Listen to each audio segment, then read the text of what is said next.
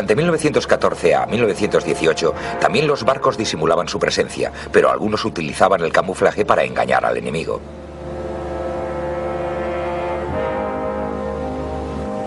Aunque estos navíos parecían inofensivos barcos mercantes, su verdadero propósito era cazar submarinos o hundir otros barcos mercantes.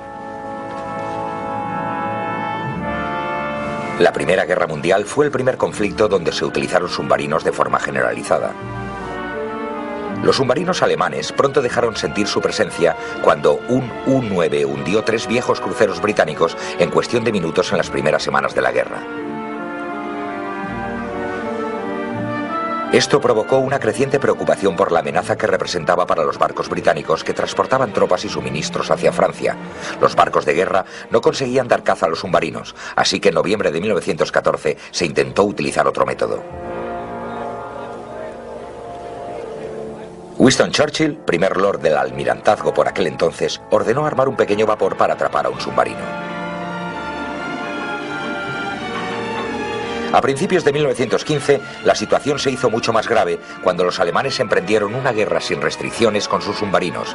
Esto significaba que ahora los buques mercantes serían atacados sin previa advertencia. Su objetivo era disuadir a los barcos neutrales de entrar en aguas británicas. El número de buques mercantes hundidos por los submarinos alemanes iba creciendo a un ritmo alarmante.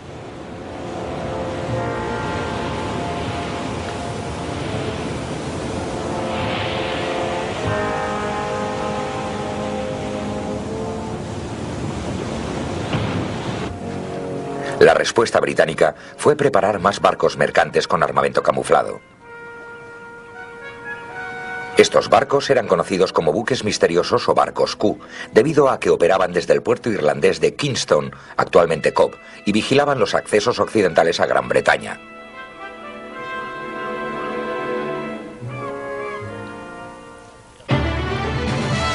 La táctica habitual de los submarinos alemanes era hundir los mercantes con sus cañones, porque solo llevaban algunos torpedos y preferían reservarlos para los ataques a barcos de guerra. Para utilizar los cañones, el submarino tenía que salir a la superficie, en donde era más vulnerable a los ataques, y esto era lo que esperaban los barcos Q.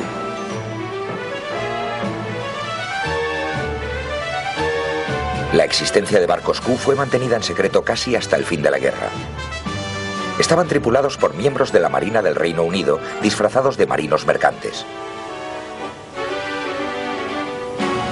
Como barcos Q, se utilizaron muchos tipos de navío y patrullaban por la zona este del Atlántico, el Mar del Norte y el Mediterráneo, hasta 14 días seguidos en cada viaje.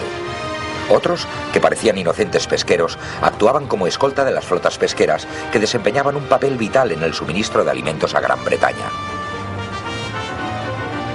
Los alemanes pusieron fin a estos ataques sin restricciones cuando los americanos protestaron por la muerte de algunos compatriotas.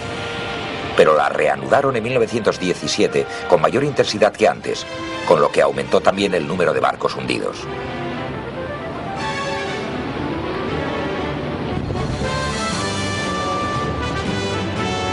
Ahora los británicos enviaban sus barcos mercantes en convoyes protegidos por buques de guerra. Los barcos Q solían rezagarse para tentar a los submarinos. En la mayoría de los casos iban camuflados como un barco de un país neutral, utilizando como referencia el registro náutico Lloyd's.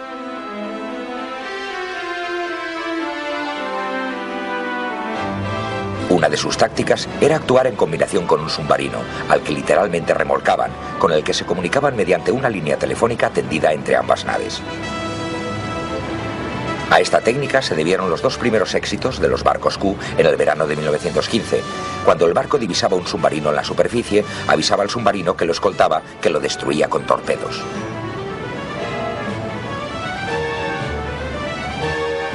Había otra táctica que exigía unos nervios de acero.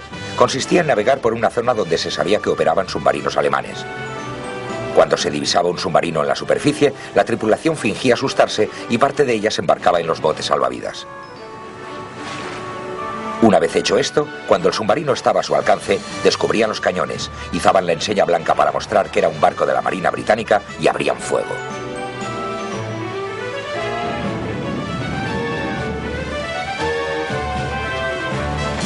Otro sistema para pillar desprevenido a un submarino era ir al rescate de un barco atacado por él.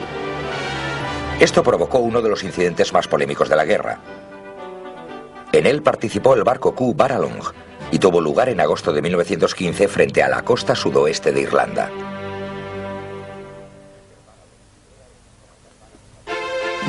El capitán del Baralong era el excomandante de submarino Geoffrey Herbert.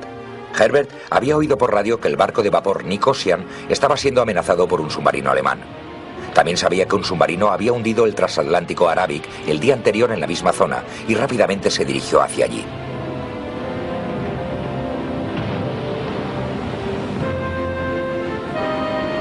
El Baralong encontró al submarino en la superficie y atacó.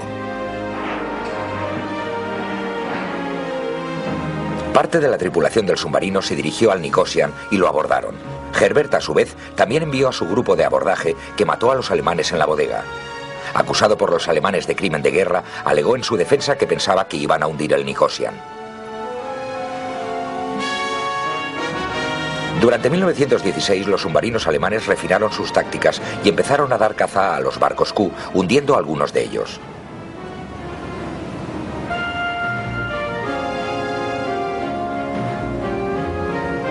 Los alemanes sustituyeron los cañones de 88 milímetros de los submarinos por otros más potentes de 105, con lo que su alcance superaba al de los barcos Q.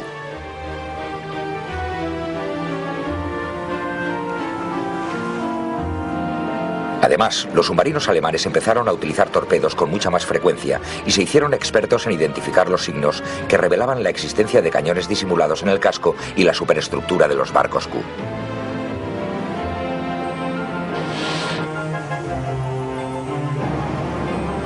De los 145 submarinos alemanes hundidos durante la guerra, solo 11 habían sido hundidos por los barcos Q.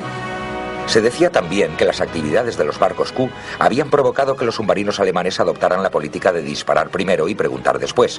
Aún así, es indudable que contribuyeron a hacer la vida más difícil a los submarinos alemanes y que sin su presencia hubieran hundido muchos más buques mercantes. Ciertamente, los barcos Q contribuyeron a la victoria aliada en el mar. Sus tripulaciones podían sentirse satisfechas por la rendición final de los submarinos alemanes, que tuvo lugar inmediatamente después del final de la guerra en noviembre de 1918. En ambas guerras también se utilizaron buques corsario camuflados como barcos mercantes para acciones ofensivas, sobre todo por parte de los alemanes. Al estallar la Gran Guerra, en agosto de 1914, los alemanes tenían algunos transatlánticos armados, pero ninguno de ellos duraría mucho tiempo.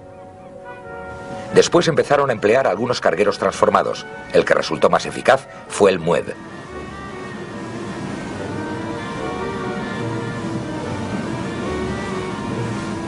Durante su primer viaje en el invierno de 1915 al 16, dio cuenta de 14 barcos aliados. La mayoría de ellos, incluyendo un viejo barco de guerra británico, fueron hundidos por las minas que ponía. Un año después, el MUEV emprendió una segunda expedición. Camuflado como un barco suizo neutral, consiguió internarse en el Atlántico, donde enseguida empezó a hacer estragos. Utilizaba sus cañones para obligar a los navíos a ponerse al pairo. Entonces, enviaba un grupo de abordaje a tomar posesión del barco.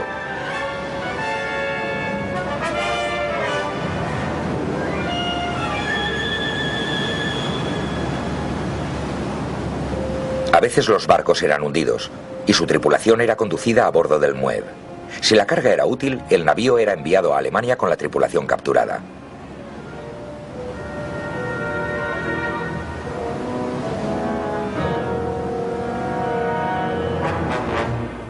Cuando el MUEV regresó a puerto, podía vanagloriarse de haber asaltado 25 barcos, lo que representaba más de 120.000 toneladas.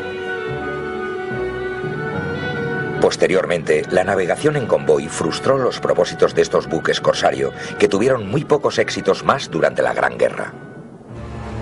A pesar del éxito del MUEV y de otros buques corsario, en 1939 Alemania no tenía barcos armados entre su flota mercante de 250 barcos de más de 5.000 toneladas. De hecho, los ataques alemanes contra los barcos aliados fueron efectuados inicialmente por barcos de guerra. Entre ellos había pequeños acorazados, como el Graf Spee y el Almirante Scheele. El alto mando naval decidió, sin embargo, convertir 12 barcos mercantes en buques corsario. Uno de los más típicos fue el Atlantis, que aquí puede verse camuflado como un barco noruego. Su principal armamento eran 6 cañones de 150 milímetros y su tripulación estaba compuesta por 350 hombres. Los buques corsario también llevaban aviones de observación para localizar potenciales objetivos. Algunos también podían utilizarse como minadores. El Atlantis llevaba 92 minas, pero otros buques corsario llevaban muchas más.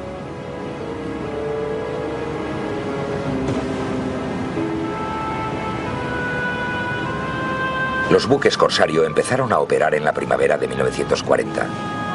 El Atlantis fue el primero en zarpar, camuflado como un barco mercante soviético, el 31 de marzo.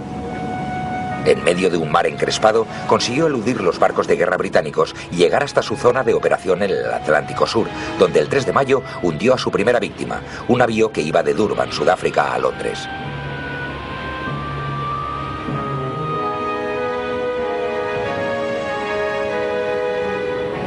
De los otros 5 buques corsario que componían la primera serie, el Comet fue el que hizo la expedición más notable. Zarpó hacia el norte desde Bergen, Noruega, el 9 de julio de 1940.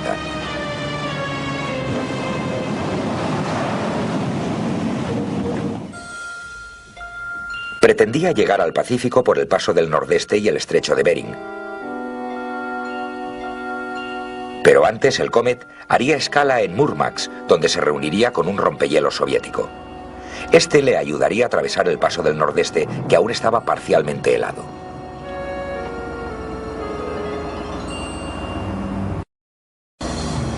Una vez en el Pacífico, el Comet empezó a hacer estragos en las rutas marítimas.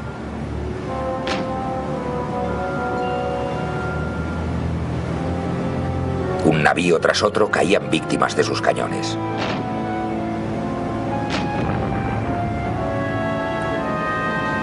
Otro buque corsario, el Penguin, había zarpado de Alemania el 22 de junio de 1940, el mismo día que los franceses habían depuesto las armas. El Penguin siguió la ruta convencional del Atlántico. Bajo el mando del capitán Felix Kruder, tenía órdenes de operar en el Océano Índico frente a las costas de Australia y el Antártico. Transportaba 300 minas, que iban a ser colocadas frente a las costas australianas y en la costa oeste de la India. A principios de julio estaba en medio del Atlántico.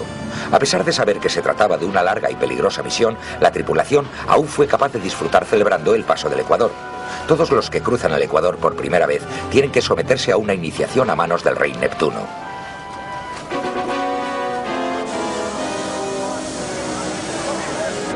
Fue un breve pero necesario respiro que alivió la tensión a la que estaban sometidos.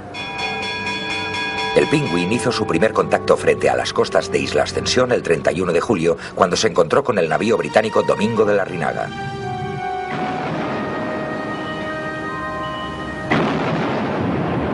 Los cañones del Penguin acabaron rápidamente con este navío.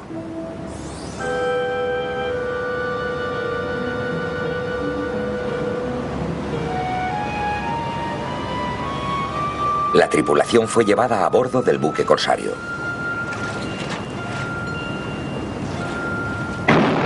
Entrando en el Océano Índico, el Penguin hundió un petrolero noruego. Sus víctimas se fueron sucediendo rápidamente. Los británicos, verdaderamente alarmados, organizaron intensas operaciones aéreas de búsqueda para localizar tanto al Penguin como el Atlantis, que también estaba entonces en el Océano Índico.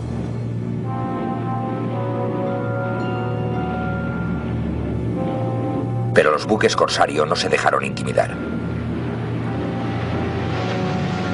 El Penguin utilizó sus torpedos, otra arma de su arsenal, para hundir otro barco el 12 de septiembre de 1940.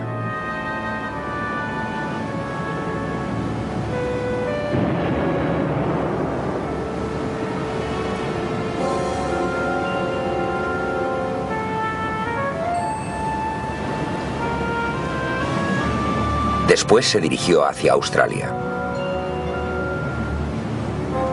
Para entonces ya había reunido un gran número de prisioneros y el capitán Kruder decidió enviarlos a Alemania en un petrolero noruego que acababa de capturar.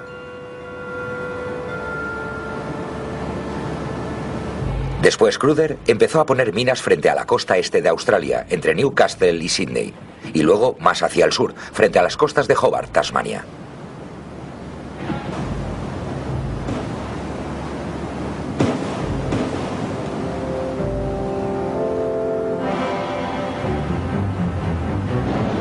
Entre las primeras víctimas de estas minas se encontraba el primer navío americano hundido durante la Segunda Guerra Mundial, el buque mercante City of Rayville. Esto ocurría un año antes de que los Estados Unidos entraran en guerra. El Penguin siguió cosechando éxitos frente a las costas de Australia, incluyendo la captura de otro navío al que convirtió en un minador auxiliar. A finales de noviembre de 1940, las víctimas de Cruther ascendían a 11 barcos hundidos o capturados. De nuevo volvía a tener demasiados prisioneros en su barco, así que envió 400 a Alemania en otro navío capturado. El Penguin se internó entonces entre los témpanos de hielo del Antártico.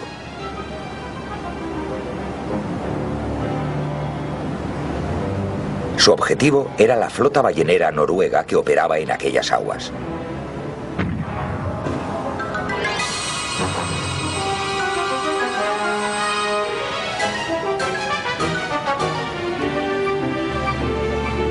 Cruther capturó un ballenero tras otro. Ninguno tenía medios para ofrecer resistencia. Al poco tiempo, el Penguin tenía nada menos que 14 balleneros en su haber. Pero los británicos habían localizado y hundido los barcos alemanes que se encargaban de llevar los suministros a los buques corsario. Prácticamente todos los barcos mercantes navegaban en convoy, y los que no lo hacían se mantenían lejos de las principales rutas marítimas. Se desplegaron más barcos de guerra. Debido a las numerosas patrullas aéreas, para los buques corsarios cada vez era más difícil pasar desapercibidos. Cruther decidió, por tanto, volver a hacer una breve incursión en el Océano Índico y luego retirarse, después de haber interrumpido el tráfico marítimo allí. En su ruta, el Penguin adelantó al acorazado Admiral Scheer, que también estaba realizando una eficaz campaña contra el comercio marítimo.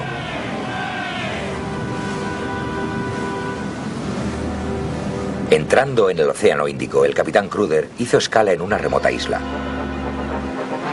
La tripulación pudo estirar las piernas después de una larga temporada en el mar.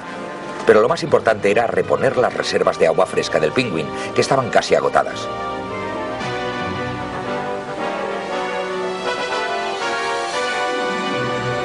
Para transportar el agua hasta el barco se utilizó un sistema de mangueras.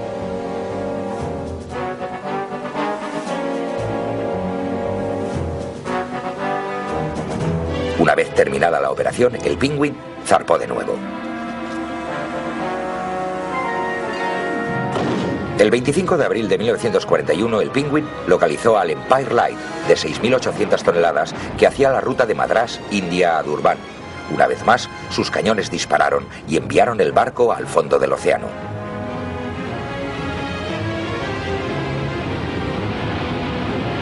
Cruther estaba animado y 3 días después, el hidroavión que aún tenía el Penguin localizó otro navío, que también fue hundido después de sacar a la tripulación en los botes salvavidas.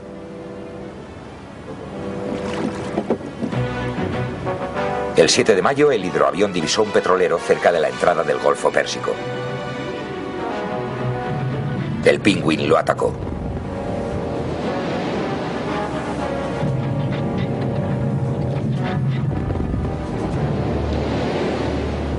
Pero la tripulación había enviado una señal de socorro que había sido recibida por el crucero británico HSM Conwell. El Conwell se dirigió rápidamente al escenario del último triunfo del Penguin. Al fin, después de muchos meses de búsqueda infructuosa, la tripulación del Conwell presentía un posible éxito. El crucero envió su hidroavión anfibio, el Walrus. Este localizó al Penguin, ahora camuflado como un barco noruego, y avisó por radio al Conwell. El crucero se apresuró para interceptar al buque corsario alemán.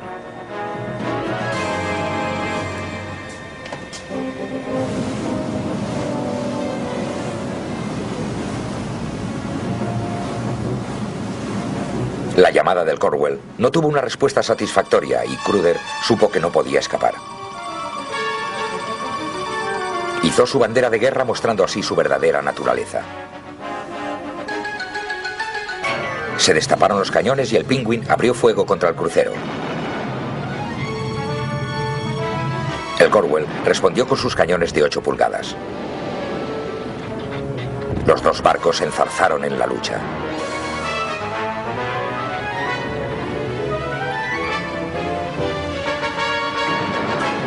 Pero la superioridad de la potencia de fuego del Cornwall era evidente.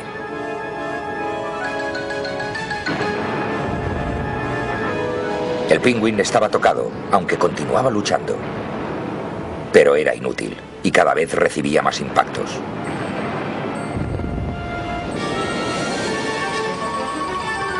Cruden ordenó a sus hombres que abandonaran el barco. Los supervivientes fueron recogidos por la tripulación del Cornwall. Cruden se negó a abandonar el Penguin, que ya estaba en llamas.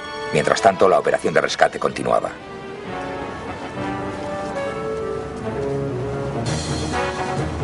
El Penguin se hundió finalmente, llevándose a Cruden con él. 5 meses después, el barco gemelo del Cornwall, el HMS Devonshire, acabó con el buque corsario Atlantis, que había estado en el mar nada menos que 622 días. Había asaltado 22 barcos, solo 3 menos que el Penguin. El Cormorant, otro buque corsario, también llegó a su fin en noviembre de 1941. Pero su atacante, el crucero australiano Sydney, se acercó demasiado a los cañones del buque corsario y también se hundió. Se prepararon otros buques corsario, pero ahora tenían muchas menos posibilidades porque los aliados empezaban a establecer su superioridad naval en todos los océanos.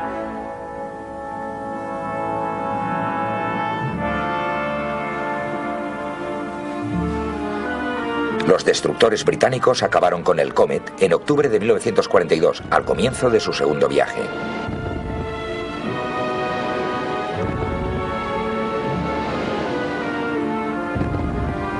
El buque corsario alemán Togo fue atacado por bombarderos británicos cuando estaba refugiado en el puerto de Dunkerque, en el paso de Calais, en febrero de 1943.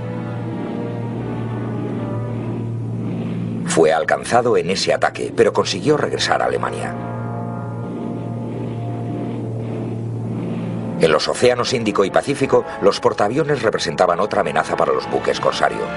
Pero fue el submarino americano Tarpon el que acabó con el Mitchell, el último barco corsario en ser hundido, cuando iba rumbo a Japón en octubre de 1943.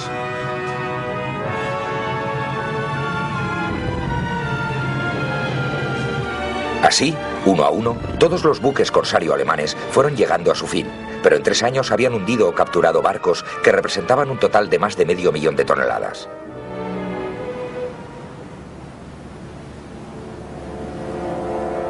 Al operar lejos de los puertos amigos, las tripulaciones de los buques corsario llevaban una guerra solitaria. Pero lo hacían por espíritu aventurero y con la convicción de estar desempeñando un importante papel en la lucha de su país. También las tripulaciones de los barcos Q británicos de la Primera Guerra Mundial tenían que tener unos nervios de acero para llevar a cabo su arriesgada guerra contra los submarinos alemanes.